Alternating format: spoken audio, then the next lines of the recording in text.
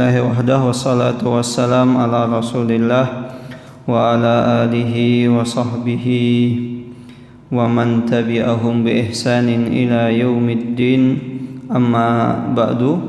Allahumma sahli sadri wa yassir li amri wahlul 'uqdatam min lisani yafqahu qawli. Allahumma inna nas'aluka ilman nafi'an wa rizqan tayyiban wa amalan mutaqabbalan. Allahumma alimna ma yanfa'una wa zidna ilman wal huda wat tuqa was salaha ya rabbal alamin. Ahwani fid din, azani Allah wa iyyakum. Alhamdulillah summa alhamdulillah, segala puji hanya milik Allah jalla jalaluh. Salawat beriring salam tak lupa kita curahkan kepada junjungan kita, suri teladan kita, uswah hasanah kita, Nabiullah Muhammad sallallahu alaihi wasallam.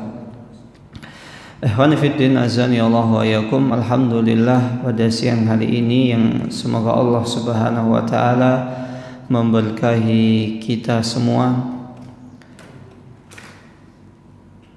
kita akan melanjutkan kembali pembacaan kitab At-Tibyan fi Syarhi Akhlaq Hamalatul Quran, yaitu sebuah kitab yang asalnya karya Imam Abu Bakar Al-Ajurri, yaitu Akhlaq Hamalatul Quran. Kemudian disyarah oleh Syekh Abdul Razak bin Abdul Muhsin Al-Abbad Al-Badr hafidhahumullahu ta'ala. Kemudian dinamakan sebagai At-Tibyan fi Syarhi Akhlaq Hamalatil Quran. Qala Allah Ta'ala, ya ayyuhan nasu qad ja'akum burhanun min rabbikum. Imam Al-Ajurri, beliau rahimahullahu ta'ala, beliau mengutip firman Allah subhanahu wa ta'ala, wahai segenap manusia, wahai sekalian manusia. Artinya di sini tidak ada pengkhususan, entah manusia tersebut itu muslim atau kafir, entah manusia tersebut itu berjenis kelamin laki-laki maupun perempuan. Artinya mencakup seluruh manusia. Apa yang Allah subhanahu wa ta'ala firmankan, qad ja'akum burhanum min rabbikum, sesungguhnya telah datang kepada kalian penjelasan min rabbikum, dari sisi Allah subhanahu wa ta'ala. Maka penjelasan yang datang dari Allah subhanahu wa ta'ala adalah sebuah al-hujjat as-sati'at wal bayinat al-wadihat, yaitu sebuah hujjah yang tidak bisa dipatahkan dan sebuah penjelasan yang sangat jelas lagi gamblang. Allati taqumu bihal hujjah, yang mana penjelasan dan hujjah tersebut itu dijadikan sebagai hujjah, sebagai alasan, sebagai tolak ukur seseorang. Maka barang siapa yang tidak bisa memahami hujjah tersebut, maka yang salah bukan Allah. Dalam banyak ayat Allah subhanahu wa ta'ala menyebutkan bahwasannya Al-Quran itu adalah mudah untuk dipahami. Walaqad yassarnal Qur'ana lidzikri fahal min muddakir. Dan telah Allah subhanahu wa ta'ala turunkan Al-Quran, dan Allah mudahkan untuk apa tujuannya? Sebagai pengingat, sebagai peringatan. Fahal min muddakir, apakah ada di antara kalian yang mau menjadikan Al-Quran tersebut itu sebagai pengingat? Maka di sini secara tidak langsung Allah subhanahu wa ta'ala juga menetapkan iradah, keinginan untuk manusia Artinya manusia itu bisa merubah nasibnya. Manusia itu bisa merubah dirinya. Tinggal pertanyaannya kita mau atau tidak.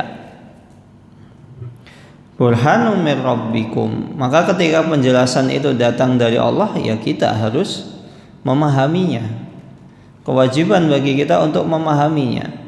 Sebagaimana analogi ketika datang sebuah surat yang penting, maka seseorang pasti akan berusaha untuk memahami surat tersebut.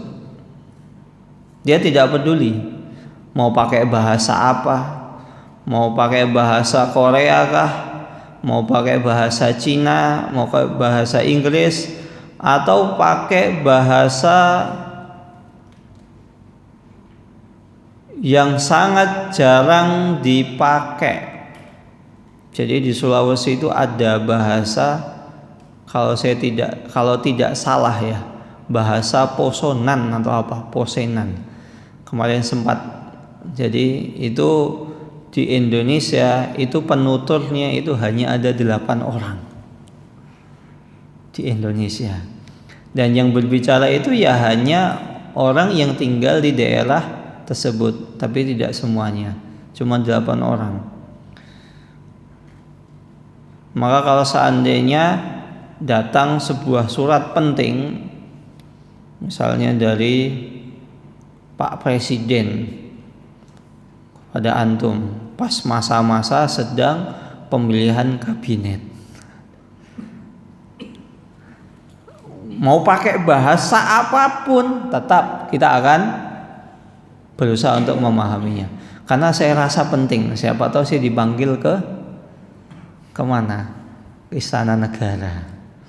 Ya, walaupun ternyata ketika dibaca, dipahami, kita sudah menjadi penerjemah, cuman ternyata nanya gimana kabarnya, karena kebetulan presiden itu dulu teman kecil kita, misal. Tapi tetap kita anggap itu penting. Nah, seperti itu. Maka kita terhadap Al-Quran ya harus berusaha untuk memahami. Terlebih lagi yang menurunkan Al-Quran itu Allah. Allah sudah menggaransi, Allah memudahkan seseorang itu untuk memahami Al-Quran. Al-Quran sekarang alhamdulillah, kalau kita tidak paham Al-Quran, kita bisa baca tafsirnya. Ustadz, saya tidak paham tafsirnya. Alhamdulillah sudah banyak tafsir-tafsir yang diterjemahkan. Ustadz, saya tidak paham tafsir tersebut, walaupun itu diterjemahkan, karena tetap sulit dipahami. Antum bisa datang kajian tafsir. Tidak bisa Ustaz, saya sibuk misalnya. Qadarullah benar-benar sibuk. Antum bisa tanya kepada orang terdekat antum, kepada ustadz, kepada kiai, kepada habib di sekitar antum. Antum bisa tanya. Antum tinggal DM Instagramnya, Assalamualaikum Bib, atau Assalamualaikum Ustadz, saya ingin tanya. Insya Allah banyak. Dan Ustadz banyak. Satu tidak bisa, tanya yang lain. Insya Allah sangat mudah, alhamdulillah.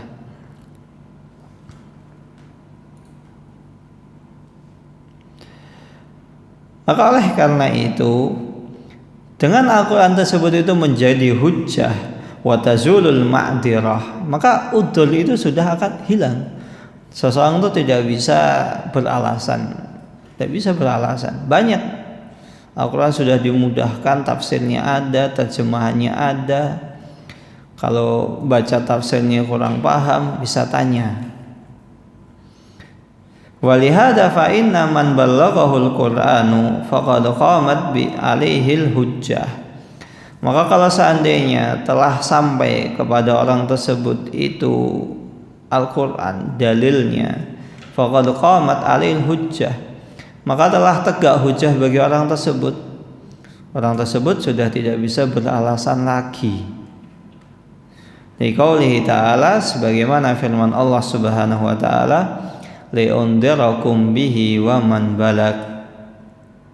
Dan di antara tujuan diturunkannya Al-Quran, li'undirakum bihi, sebagai peringatan man balagh, kepada orang yang telah sampai. Maka permasalahan apakah ada udzur bil jahli, zaman sekarang itu sebagian ulama berbeda pendapat. Ada yang mengatakan sudah tidak ada udzur bil jahli, itu sudah tidak ada, karena media sosial itu sangat banyak, akses untuk bertanya itu sangat banyak. Nah, mungkin ada di antara kita yang belum paham apa itu udzur bil jahli. Udzur itu artinya ya seseorang diberikan udzur atas kebodohannya, atas ketidaktahuannya. Saya tidak tahu kalau ternyata yang benar itu agama Islam. Saya tidak tahu kalau ternyata itu haram.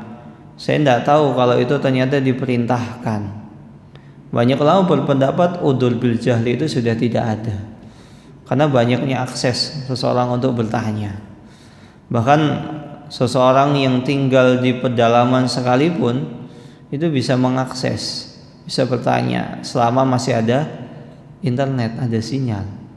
Kalau zaman dulu orang yang tinggal di pelosok, mungkin orang tersebut ketika melakukan perkara-perkara yang tidak diketahui mungkin masih bisa ditolerir, masih bisa dimaklumi. Seperti ada sebagian orang itu ada sebuah pertanyaan, pernah datang sebuah pertanyaan. Itu ada pertanyaan yang menanyakan, Ustadz, saya tinggal di sebuah daerah yang mana di daerah tersebut itu sangat terpencil, dan rata-rata di sana itu umumnya adalah beragama Nasrani. Nah, kebetulan alhamdulillah keluarga saya itu di antara orang yang memeluk agama Islam. Tapi awalnya bukan dari kecil, awalnya mu'alaf, kemudian masuk Islam. Nah, di daerah kami itu banyak orang menganggap bahwasannya babi itu adalah boleh dimakan, halal. Anjing juga begitu juga, anjing nggak najis. Kenapa demikian? Karena itu memang sudah turun-temurun dari nenek moyang kami seperti itu. Kalau mungkin di Jawa orang yang memelihara anjing bisa jadi dia orang non-muslim, tapi di sana susah, Ustaz. Begitu juga dengan makan babi, kita sudah menganggapnya biasa. Nah, bagaimana mensikapi demikian? Karena setiap kita mengunjungi rumah warga pasti suguhannya adalah daging babi. Dulu mungkin masih bisa berhujah karena jarangnya akses. Zaman sekarang insya Allah mudah. Tinggal seseorang itu mau bertanya atau tidak, mau mempelajari atau tidak. Fal Qur'anu burhan, maka oleh karena itu Al-Qur'an itu adalah petunjuk, wa hujjatu wadihah, dan hujjah yang sangat jelas ala wujubi tauhidillah, yang mana penjelasan serta hujjah yang sangat jelas akan kewajiban seseorang itu untuk mentauhidkan Allah Subhanahu wa taala. Maka tidak bisa seseorang itu, saya tidak tahu kalau itu syirik. Karena tauhid itu adalah salah satu hal yang fitrah. Kalau mungkin hukum-hukum terkait dengan hukum fikih halal haram, terkadang seseorang tidak tahu seperti tadi, karena sudah turun-temurun menganggap itu suatu hal yang biasa. Bahkan ada dulu yang muslim juga makan seperti itu, bahkan itu kiainya di sana, ibaratnya ya ustadznya, karena tidak tahu. Tapi kalau masalah tauhid itu adalah sebuah dalil fitrah, dalil yang seseorang itu sudah terbetik sudah tertanam dalam jiwanya bahwasanya itu adalah kesyirikan. Sebagaimana kalau seandainya tidak ada dalil satupun di dalam Al-Quran yang menunjukkan akan haramnya berzina dan mencuri, maka sudah cukup.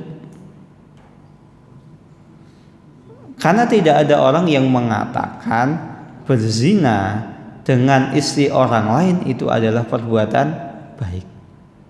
Akal sehat manusia itu menolak. Begitu juga mencuri, mengambil barang orang lain itu sesuatu hal yang tidak ada orang yang membolehkan.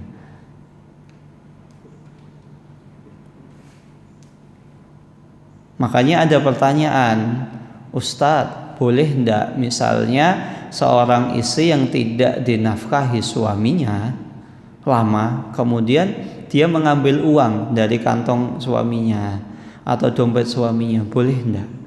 Itu salah satu bukti bahwasannya mengambil harta milik orang lain adalah sesuatu hal yang dilarang.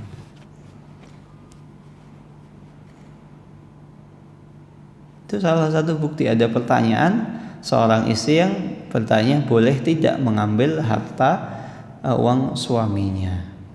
Padahal suami istri itu sudah tahu kewajiban suami yang menafkahi istri, dan mengambil harta orang lain ada suatu hal yang dilarang. Itu buktinya. Wa ikhlasuddin lahu. Begitu juga seseorang ini hujjah akan kewajiban seseorang itu mengikhlaskan peribadatan hanya kepada Allah Subhanahu wa taala. Wa ifradihi wahdahu, dan mengesahkan Allah Subhanahu wa taala saja dalam perkara ibadah. Wa hadha huwa maqsudul Quran, dan ini adalah salah satu di antara tujuan Al-Quran tersebut itu diturunkan agar seseorang itu tahu mana tauhid, mana syirik, mana halal, mana haram.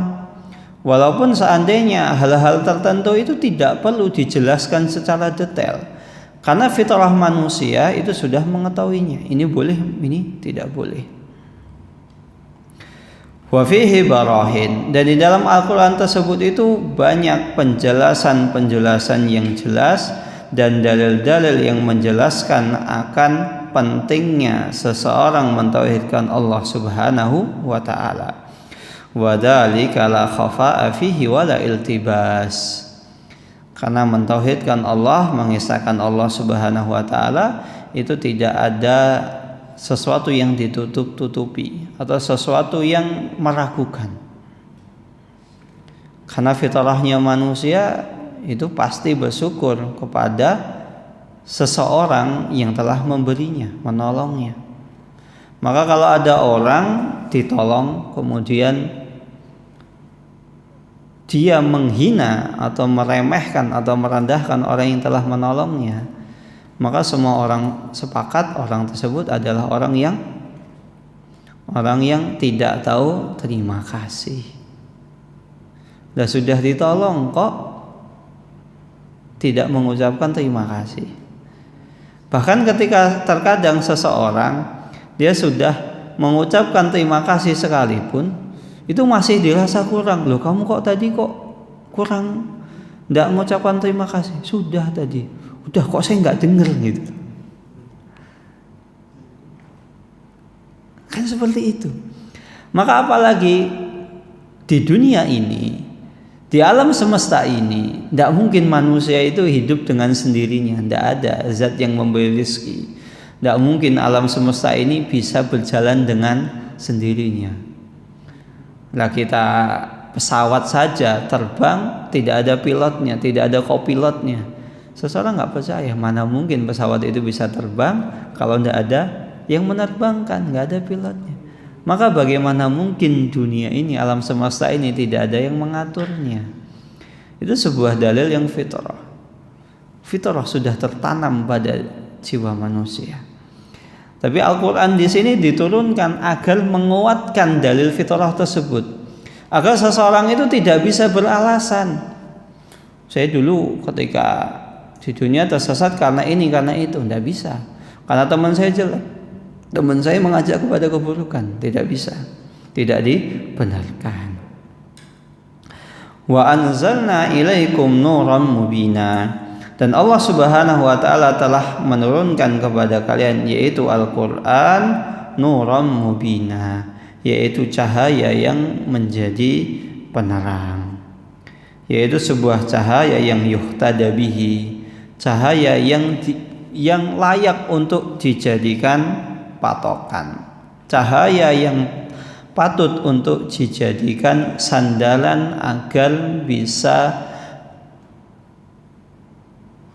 menuju kepada jalan kebenaran. Wa yastabinu bihi sahibuhu tariqal hidayah, sehingga cahaya tersebut itu akan menjelaskan, akan menuntun orang-orang yang mengikuti cahaya Al-Quran menuju jalan hidayah. Wa tanjali anhu ad-dhulumatul jahli wad-dhalal, sehingga bisa tersingkaplah kegelapan, kebodohan yang ada pada dirinya, dan begitu juga kesesatan. Seseorang yang mengikuti Al-Quran, maka insya Allah kebodohan-kebodohan, subhat-subhat pada dirinya akan hilang. Maka kalau seandainya seseorang sakit, cukup berobat dengan Al-Quran, karena Al-Quran tersebut itu syifa, obat. Lima fis sudur, ada yang dalam hati kita. Orang itu biasanya sakit rata-rata karena hatinya sakit. Maka seseorang tidak akan butuh kepada obat-obat yang lain, terlebih lagi obat-obat yang menjerumuskan kepada kesyirikan. Misalnya bersemedi di bawah pohon bodhi, yang konon katanya itu pohon yang dulu di mana Siddhartha Gautama itu bersemedi di sana. Nggak akan butuh. Ya, saya tahu Anda sakit. Kita tahu semuanya kalau Anda itu sakit. Tapi kenapa mencari obat-obat yang sejatinya tidak dibutuhkan? Bersemedi, mengeluarkan cakra. Padahal cakra itu apa? Orang yang mengeluarkan cakra ya ujung-ujungnya dia meminta pertolongan kepada jin. Harus berinteraksi dengan jin. Dan ketika seseorang itu pikirannya kosong, setan sangat mungkin untuk merasukinya. Maka nggak heran akhirnya kecanduan hal-hal yang semakin parah. Lah kalau penyakit Anda semakin parah, ya jangan salahkan. Anda sendiri yang salah mengambil jalan. Al-Quran mengajak untuk kembali kepada Al-Quran, Anda malah mengajak kepada semedi. Yang salah siapa? Anda, bukan Al-Quran. Al-Quran sudah jelas. Banyak ayat-ayat di dalam Al-Quran menjelaskan Al-Quran itu bisa mengobati seluruh penyakit. Bahkan ketika ada misalnya air dibacakan Al-Fatihah, dijadikan sebagai media ruqyah, itu bisa mengobati dengan izin Allah Subhanahu wa taala. Terlebih lagi Anda membaca, merenungi, menyempatkan diri membaca Al-Quran, itu lebih baik dibanding Anda semedi 7 hari 7 malam di bawah pohon bodhi yang tidak ada khasiatnya sama sekali. Anda 7 hari 7 malam bisa menghatamkan Al-Quran, insya Allah penyakit Anda sembuh. Maka gak ada alasan akhirnya cari alternatif lain semedi. Sakitnya apa sih? Kalau penyakit saraf, banyak saudara-saudara kita yang ahli di bidang syaraf. Kalau misalnya penyakit misalnya jantung, liver, alhamdulillah banyak saudara-saudara kita yang ahli di bidang jantung. Ada saudara-saudara kita yang ahli di bidang penyakit dalam. Dan insya Allah dokter-dokter tersebut paham agama, sudah ngaji. Kenapa Anda belajar kepada orang non-muslim?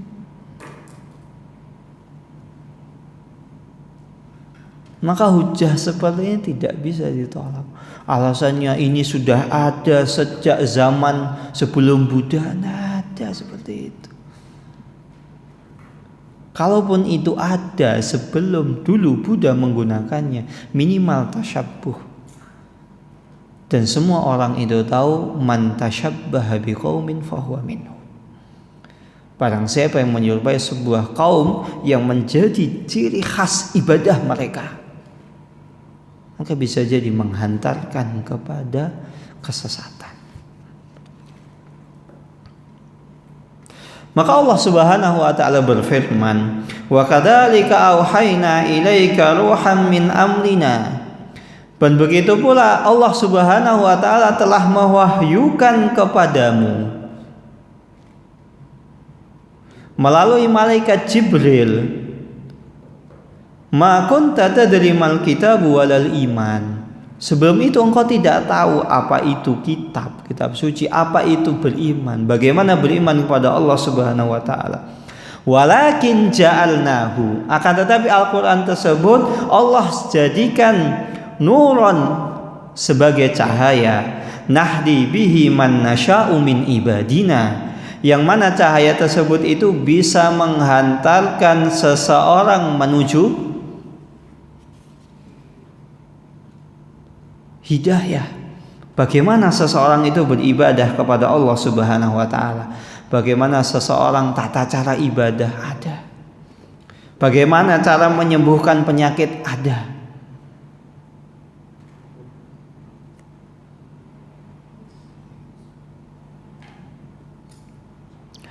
Fa'ammal ladzina amanu billahi wa'tasamu bihi. Adapun seseorang yang beriman kepada Allah Subhanahu wa taala dan berpegang teguh. Di sini Allah Subhanahu wa taala menyebutkan tentang perkara iman, wal i'tisam bihi, dan berpegang teguh dengan Al-Qur'an. Dan ayat ini sama seperti firman Allah Subhanahu wa taala dalam surat Al-Hajj ayat 87. Wa'tasimu bihablillahi jami'an wa'tasimu billahi huwa maulakum fa ni'mal maula wa ni'man nasir.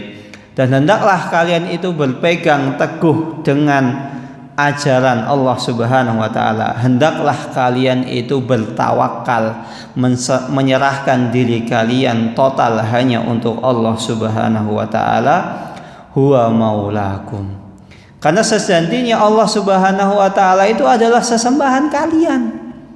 Di sini, sekalian, kalau seandainya antum beli barang umumnya seseorang itu ketika beli barang pasti ada tata cara penggunaan barang tersebut. Pasti ada kan? Ada. Di sana ada kriterianya, kapasitasnya berapa. Kemudian kalau barang elektronik ini cocoknya yang listrik tegangan berapa, tidak boleh lebih dari ini. Kalau misalnya digunakan, mau menggunakan lagi, itu harus ada misalnya jeda istirahatnya. Di sana ada. Kemudian antum baca buku tata cara penggunaan. Oh, ini misalnya mesin cuci. Mesin cuci ini hanya bisa 7 kilo. Kemudian antum nekat, antum isi 10 kilo. Loh, itu kan cuma 7 kilo. Kenapa kok diisi 10 kilo? Lah kan masih mampu. Lah tapi kan buku panduan penggunaannya maksimal 7 kilo. Ya terserah saya dong. Ini mesin cuci saya. Terserah saya. Mau saya isi 10 kilo, 8 kilo, 9 kilo kan terserah saya. Yang penting muat. Nah, ketika seperti itu, yang salah di sini siapa? Yang salah di sini siapa? Yang menggunakan mesin cuci tadi atau yang membuat mesin cuci? Insya Allah semua, saya yakin semua sepakat yang salah adalah sang pengguna. Karena apa? Mesin cuci tersebut itu ketika ditulis aturan, maka aturan tersebut insya Allah yang membuat adalah yang membuat mesin cuci tadi, barang tadi. Siapa yang lebih tahu? Pengguna atau yang membuat? Yang membuat. Maka begitu juga Al-Quran. Allah Subhanahu wa ta'ala itu yang menciptakan kita, memberi rezeki kita, mematikan kita, menghidupkan kita, memberi nyawa kepada kita. Dan begitu pula Allah Subhanahu wa ta'ala yang menurunkan Al-Quran. Maka Al-Quran, aturan yang ada di Al-Quran itu sangat cocok untuk manusia. Maka semua permasalahan yang ada pada manusia, maka kembalikan kepada Al-Quran.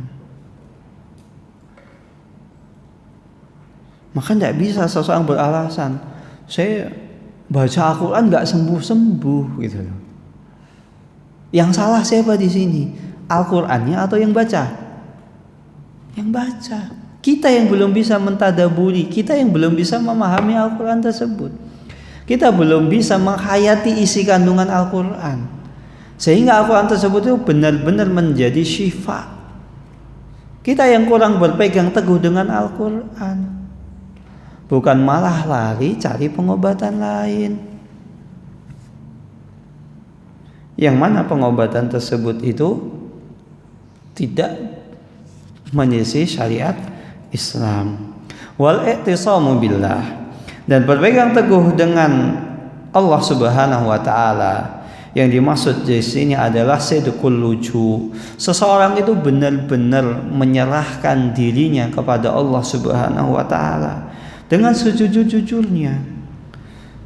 Dan wa tamamut tawakkuli alaihi, dan seseorang itu bertawakal, berserah diri kepada Allah Subhanahu wa taala dengan sesempurna-sempurnanya. Wa tafwidul amri ilaihi, dan menyerahkan seluruh urusan manusia itu kepada Allah Subhanahu wa taala. Kita bergantung kepada Allah Subhanahu wa taala dengan penuh harap. Kalau perlu, ya Allah, aku ini berobat ke sana kemari enggak sembuh-sembuh, sembuhkanlah. Kita harus butuh menampakkan sisi kelemahan kita kepada Allah Subhanahu wa taala. Rasa butuh kita kepada Allah Subhanahu wa taala. Bisa jadi selama ini ketika kita berdoa, ya Allah saya pengen kaya, ya Allah saya pengen kaya, ya Allah saya pengen kaya. Doanya mungkin sambil kurang niat gitu. Mungkin. Ya kita kurang serius gitu loh. Kita kalau minta sesuatu kepada seseorang, kalau misalnya kita butuh banget, kita kan serius kan. Apalagi kita meminta kepada zat yang bisa menakdirkan segala sesuatu terjadi. Sesuatu yang mustahil saja bisa Allah Subhanahu wa taala hindarkan dari kita. Sesuatu yang mustahil, ada seseorang sudah divonis kanker stadium 4 tapi bisa sembuh. Pada seluruh dokter itu sudah angkat tangan. Tidak mungkin ini kanker ini, tidak mungkin. Dokter di Indonesia angkat tangan. Lari dokter ke Singapura. Semua dokter di Singapura di seluruh rumah sakitnya angkat tangan. Lari ke Jerman, lari ke Eropa, lari ke Amerika. Semua angkat tangan. Mungkin gak Allah Subhanahu wa taala menyembuhkan orang demikian? Sangat mungkin. Bahkan seseorang yang divonis hidupnya hanya sisa 3 bulan bisa sembuh total sampai detik ini. Karena apa? Saya bertekad, taruhlah ini usia saya tinggal 3 bulan, tapi saat ini saya ditakdirkan oleh Allah Subhanahu wa taala memiliki penyakit tersebut, dan di sisi yang lain saya juga ditakdirkan, diizinkan oleh Allah Subhanahu wa taala untuk melaksanakan ibadah haji. Semua dokter itu angkat tangan. Ini nggak mungkin ini bisa melaksanakan haji dengan sempurna. Karena ibadah haji itu berat, penuh tekanan, penuh rintangan.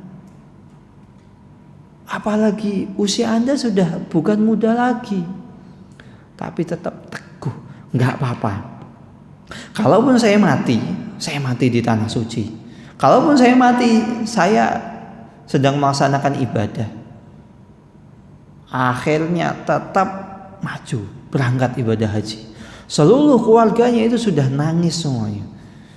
Sudah pamitan, keluar tetangga-tetangganya sudah pamitan. Ini Bu, baik-baik ya di sana ya, di kota suci. Mungkin setelah ini kita tidak ketemu. Semua keluarga sudah tak nangis semua. Tapi ternyata Allah takdirkan sampai detik ini masih hidup. Siapa yang bisa menyembuhkan? Allah Subhanahu wa taala.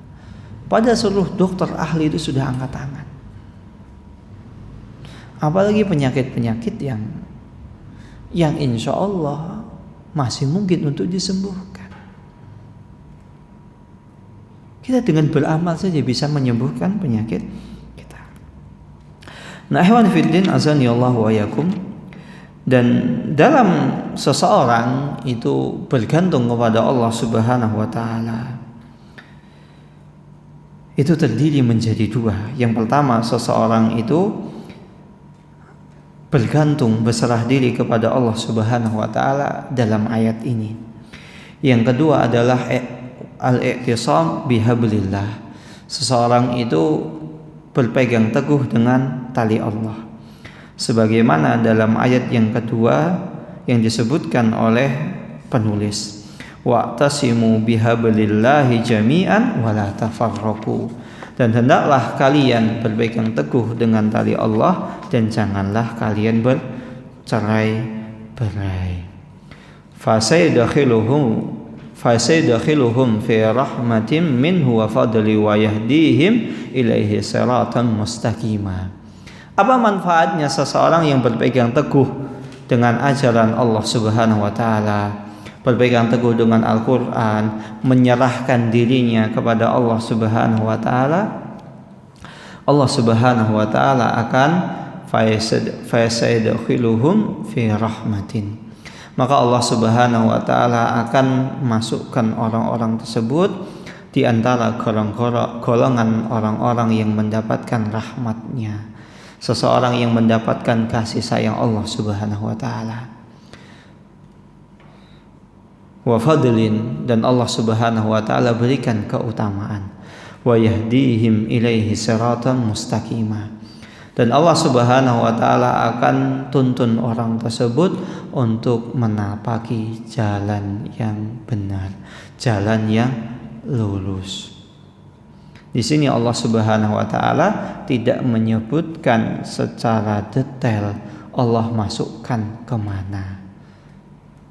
Disebutkan hanya Allah Subhanahu wa taala masukkan ke dalam rahmatnya.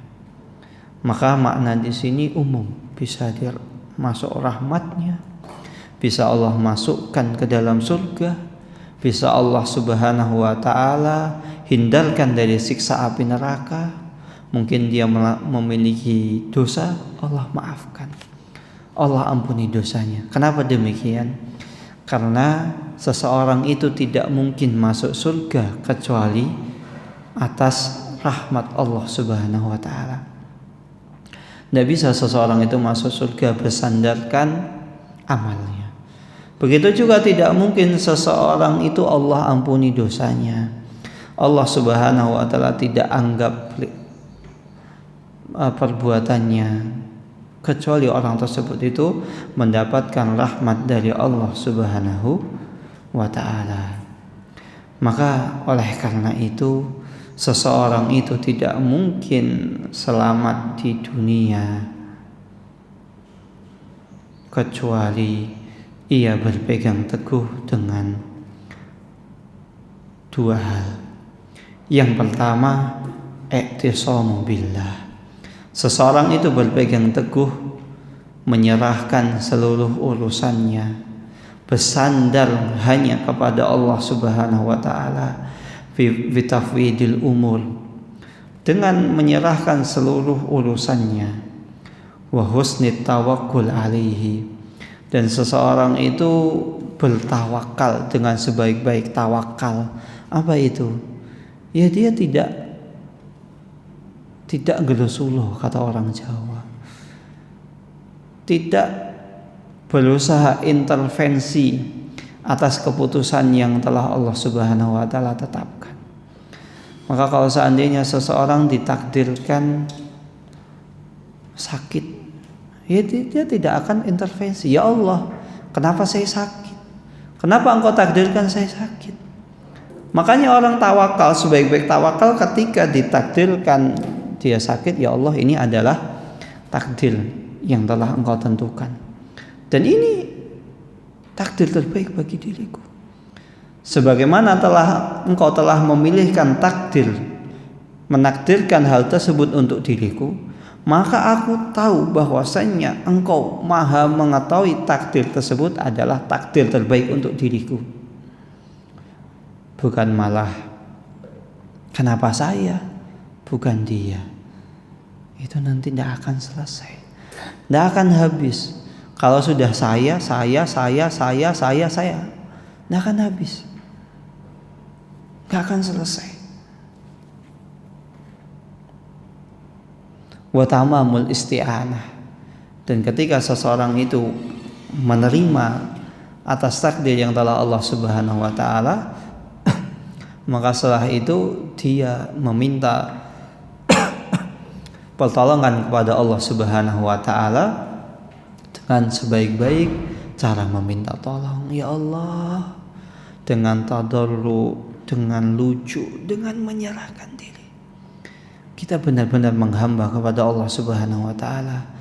Bukan meminta kepada Allah Subhanahu wa taala dengan sesuka hati kita. Ya Allah, ampunilah aku jika Engkau berkehendak. Seakan-akan orang tersebut itu tidak menginginkan ampunan dari Allah Subhanahu wa taala. Ya Allah, jadikanlah aku kaya jika Engkau berkehendak. Jadi pertanyaannya, jadi sebenarnya itu niat kaya apa enggak? Maka seseorang itu ketika minta ya harus serius. Bukan ya Allah ikfirni in syi'ta, ya Allah ampunilah aku jika Engkau berkehendak. Maka seakan-akan orang tersebut itu meremehkan Allah. Ya kita meminta kepada Allah itu ya harus serius. Ya Allah ampunilah aku, karena sesungguhnya Engkau adalah satu-satunya zat yang bisa mengampuni. Ya Allah berilah aku kekayaan, karena Engkau adalah satu-satunya zat yang bisa memberikan aku kekayaan. Orang lain itu hanya wasilah. Bos saya itu hanya wasilah. Orang terdekat saya hanya wasilah. Paman saya yang memiliki jabatan itu hanya wasilah. Tapi Engkau adalah satu-satunya zat yang bisa memberikan aku kekayaan. Satu-satunya zat yang bisa menakdirkan aku. Harus serius. Bukan tidak serius. Kemudian yang kedua adalah wa'tisamu bihablihi, yaitu seseorang itu berpegang teguh dengan tali Allah. Maksudnya tali Allah di sini adalah at-tamassuk bi kitabillah wa sunnati nabiyhi Muhammad sallallahu alaihi wasallam. Yaitu seseorang itu berpegang teguh dengan Al-Qur'an dan sunnah Nabi Muhammad sallallahu alaihi wasallam. Apa saja yang diperintahkan oleh Al-Qur'an, oleh Nabi, maka itu adalah kebenaran. Maka kita harus laksanakan. Jangan mengatakan ya itu ya yang benar kan seperti itu. Tapi kan zaman sekarang kan tidak bisa. Kalau kita ingin naik jabatan kalau nggak nyogok. Ya benar sih.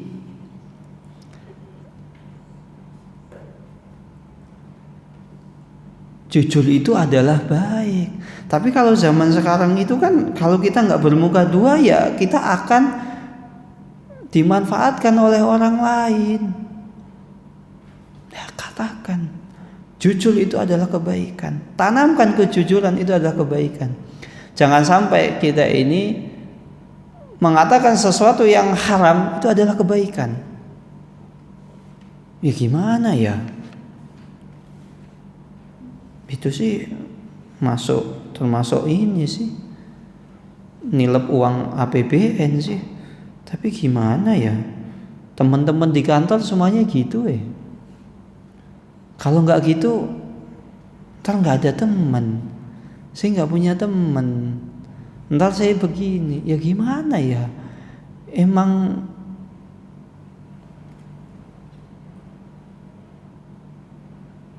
di sini tuh kebiasaannya gitu. Kalau nggak ngasih jatah ke kepala PU nggak mungkin bisa lancar. Kalau nggak ngasih jatah ke aparat nggak bisa lancar. Ya gimana ya? Ya gimana? Terus yang menerima lah ya, ini kan saya menolong orang lain. Anda tahu itu tuh korupsi. Katakanlah itu adalah keburukan. Anda lebih baik tidak mendapatkan nikmat di dunia dibanding Anda mendapatkan adab di akhirat kelak. maka seseorang tidak akan membenarkan sesuatu yang nyata-nyata itu adalah sebuah kesalahan. Walaupun teman-teman, walaupun kolega, walaupun circle-nya memang merendahkan demikian, maka kita katakan itu salah. Dan sebuah kesalahan itu tidak bisa dibenarkan dengan cara apapun. Maka Allah Subhanahu wa taala memerintahkan wa'tasimu bihablillahi jami'an wa la tafarraqu. Dan berpeganglah teguh kepada tali Allah Subhanahu wa taala, wa hablullah wal Qur'an. Dan tali Allah Subhanahu wa taala adalah Al-Qur'an. Sebagaimana yang diriwayatkan dari Zaid ibn al-Arqam radhiyallahu taala anhu, semoga Allah merahmati beliau, bahwasanya Nabi Muhammad sallallahu alaihi wasallam bersabda, semoga Allah melimpahkan salawat dan salam kepada baginda kita Nabi Muhammad sallallahu alaihi wasallam. Terlebih lagi ini kita di hari Jumat, kita diperintahkan untuk memperbanyak salawat kepada beliau. Rasulullah sallallahu alaihi wasallam bersabda, kitabullah hablun mamdudun minas sama'i ilal ard. Yang dimaksud sejatinya Al-Quran, kitabullah itu adalah hablun, adalah tali yang mamdudun. Apa itu mamdud? Yang terbentang, minas sama'i ilal ard. Yang Al-Quran itu adalah tali yang sengaja Allah Subhanahu wa ta'ala bentangkan dari langit sampai bumi. Maka seseorang harus benar-benar berpegang teguh kepada Al-Quran jika dia ingin mendapatkan surga. Jika seseorang ingin terhindar dari neraka, dari adab neraka, maka seseorang harus benar-benar berpegang teguh dengan Al-Quran. Hadis tersebut diriwayatkan oleh Imam Tirmidzi dan disahihkan oleh Imam Syekh Albani dalam Raudhatun Nadir. Wallahu ta'ala alam bisawab. Ini yang bisa disampaikan, kurang lebihnya saya mohon maaf. Wassalamualaikum warahmatullahi wabarakatuh.